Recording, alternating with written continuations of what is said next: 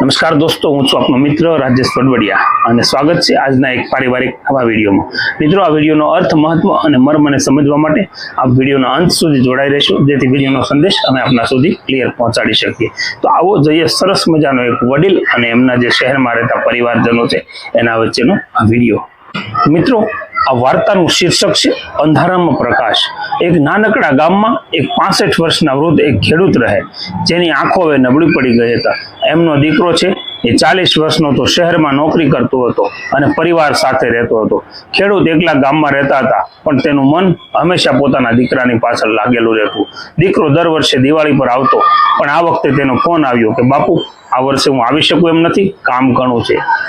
આ વડીલનું હૃદય છે એ ભારે થઈ ગયું, પણ તેમણે કહ્યું, ઠીક છે દીકરા, તારે કામ હોય તો સારું, તું કામ કર, વાંધો નહીં। દિવાળીની રાતે ખેડૂત એકલા લાઇટની ઝળહળતીમાં બેઠા હતા। તેમની પાસે એક જૂની તસવીર હતી, જેમાં દીકરાના નાનપણના તેમની સાથેના ખેતરના હસતા ફોટો હતા।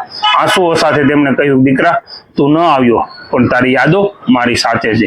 ત્યાંથી દૂર શહેરમાં દીકરાની પત્નીએ કહ્યું કે તમારે બાપુને મળવા જવું જોઈએ, તે એકલા છે। પણ દીકરાએ આ વાતને ટાળી દીધું, કારણ કે તેની નોકરી છે એ નવી હતી અને જવાબદારી હતી। એક દિવસ ગામમાંથી સમાચાર આવ્યા કે એમના પિતા બીમાર પડ્યા છે। દીકરાએ ફોન કર્યો, પણ તેમનો જવાબ ન આવ્યો। ચિંતામાં તે ગામ તરફ દોડ્યો। જ્યારે તે પહોંચ્યો, ત્યાં એમના પિતા છે એ બેડ પર પડ્યા હતા।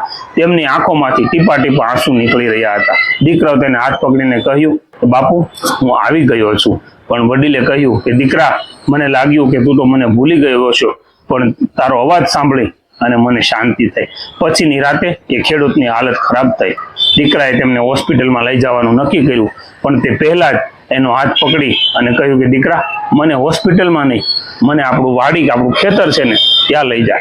મારી છેલ્લી ઈચ્છાઓ છે કે હું તારી સાથે એક વખત ફરી ત્યાં ખેતરની અંદર ફરું। દીકરો તેને ખેતરમાં લઈ ગયો।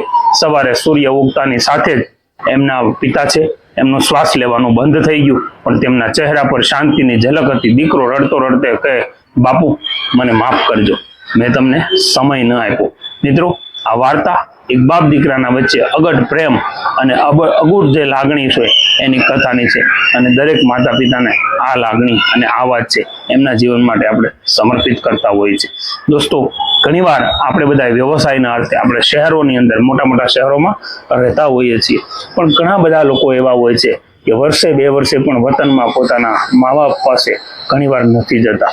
આપણા વડીલો, આપણા પૂર્વજો જ્યારે એની અંતિમ સમય આવે છે, ત્યારે એમને કોઈ પણ પ્રકારનો મોહ માયા નથી હોતી, નથી આ યુવાનોની મિલકતના, કે નથી એમના પૈસાના, એના વૈભવશાળી જીવન, એમની કોઈની જરૂર નથી હોતી। માત્ર અને માત્ર એમને ખાલી હોય છે સામે બેઠેલા પોતાના જે દીકરાઓ કે દીકરાના દીકરાઓ, એમની વહુઓ એ સામે બેઠેલા હોય, બસ એટલી જ તમન્ના હોય છે, એમને જોઈ લે છે ત્યારે વડીલો છે એ પોતાના જીવનમાં આત્માને શાંતિ મેળવતા હોય છે। બસ આટલી જ એમની લાગણી હોય છે, અને એટલે જ તો અંતિમ સમયે જ્યારે વડીલો હોય ને, ત્યારે એમના સ્વજનોને યાદ કરતા હોય છે।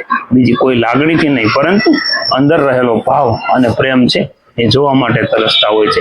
દોસ્તો, કેવી લાગી આ કહાની એ અમને કોમેન્ટ કરી અને આપ ચોક્કસથી જણાવશો, અને આવા જ વિડીયો જોવા માટે અમારા આઈડીને ફોલો કરશો, યુટ્યુબ ચેનલને સબસ્ક્રાઇબ કરશો, લાઇક શેર કરીને આપના પ્રતિભાવ છે એ કોમેન્ટમાં ચોક્કસથી જણાવશો। Thank you. જય હિન્દ, જય ભારત, જય ગરવી ગુજરાત।